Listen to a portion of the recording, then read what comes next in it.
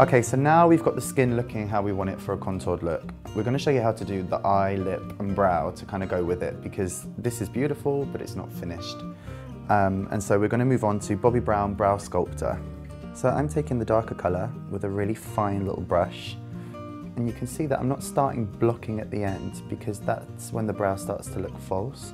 I'm using this colour from the middle towards the end and just kind of almost filling in all the little gaps. And I'm just bringing the warmer colour underneath at the front, taking the lighter tone, and the lighter tone sits at the end of the brow. So my eyebrows, actually, the way they grow is they grow downwards, so they make me look like I've got slightly droopier eyes. And obviously everyone wants to have really lifted brows because it makes your face more elongated. So I pluck the end of my eyebrows where they start to go downwards, and then I use the pencil to create a slightly higher finish. This is a MAC paint pot, and the colour I'm using is Laying Low. Something I never do. It looks really natural and fresh, but it's just kind of one of those products to make the makeup stay all day. And you'll just see, when it's on the eye, it just really wakes the eye up. So we've got all of that lovely highlight and concealer underneath. This just kind of helps the top. So now we're moving on to eyes and how to contour an eye. So I like to use the kind of neutral tones that you can buy from anywhere. These are Laura Mercier. I love like all these kind of soft, natural colours. I'm gonna mix with a fluffy brush. This is by Zoeva. I think it's about £8. It's again, you don't have to pay a lot for your brushes. I'm gonna mix Cafe au lait with a little bit of ginger, which creates like a kind of warm tone.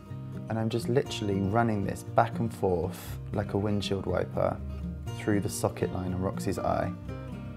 So now I'm gonna use a Tom Ford palette. These are expensive, but they're amazing, and they really do last, so you get what you pay for.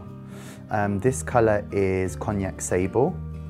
So what I'm going to do, same brush, is just start with a little bit of this highlight colour, and we're just going to run that under the brow bone.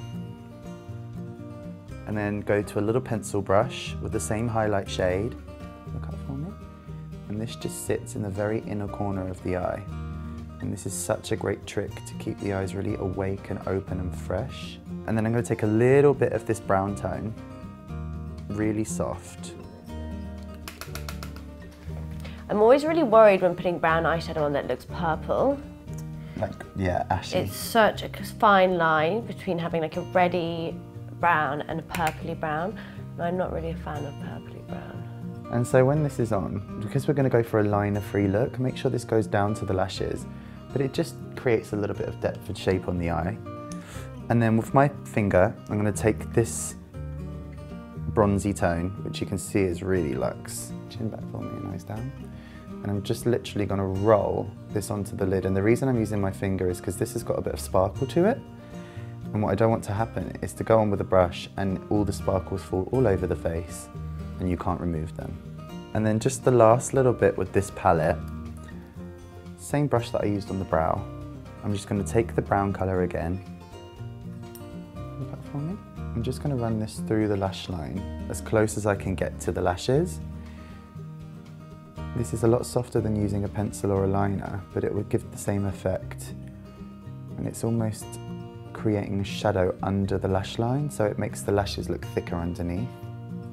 And then instead of a liner, I'm going to use the darkest colour from the palette. Put down for me. And I'm just literally going to root that in at the root of the lashes and just push this through.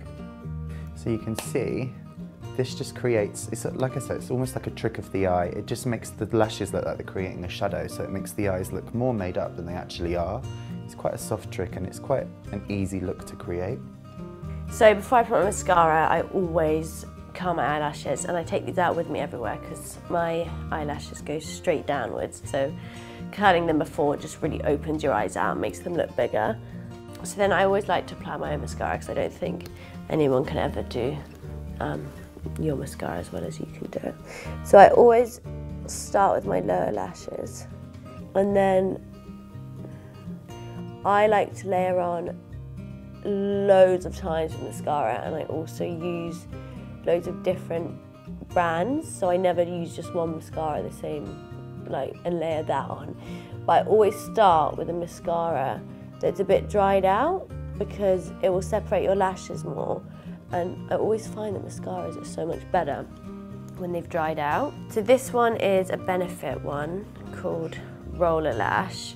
And it's good because it's got loads of tiny little bristles which keep the eyelashes really separated, which is great for the first layer. And then I like to use a volumizing mascara after that. So these are my other two favourite mascaras. I know it's a bit ridiculous having this many, but they all do something different. So the Dior Iconic Overcurl I love. The last one I'm going to use is the Avon Super Shock Mascara. I absolutely love it. I remember my mum always used to get products from Avon. The Avon lady would come round. So the last thing I'm going to do is my lip liner, which is probably the most important bit. Get it really sharp. This one is my favourite one at the moment. It's Diego Dalla Palma. I probably said that wrong, but anyway, and it's number 75, and you get it from Marks and Spencer's. Okay, I really am a big advocate of following your exact line. Then I fill in the rest of the lip with the lip liner. And afterwards I always add a lip colour because you can never get the right lip colour with just one product. This is Inglot, and you can build your own palettes with them. And this is one of their matte nude colours. That's so cool, so you can choose your own 4 colours. Yeah, well you can choose up to 16, but I chose 4, that one. That's brilliant, I'm going to go get one of these.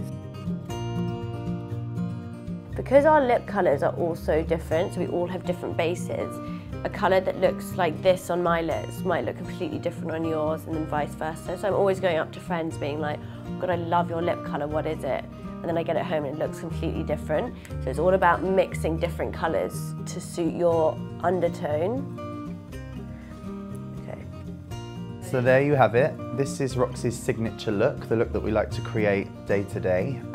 We hope that you like to try it and wear it as well. And we want to see pictures. Please tag us in any photos that you create. Yeah, I'm really desperate to see you guys recreate this look. So when you're getting ready at home or when you're about to go out, please post a picture to Instagram and use the hashtag #GetReadyWithRoxie. And I'll be reposting all my favourites on my Instagram account.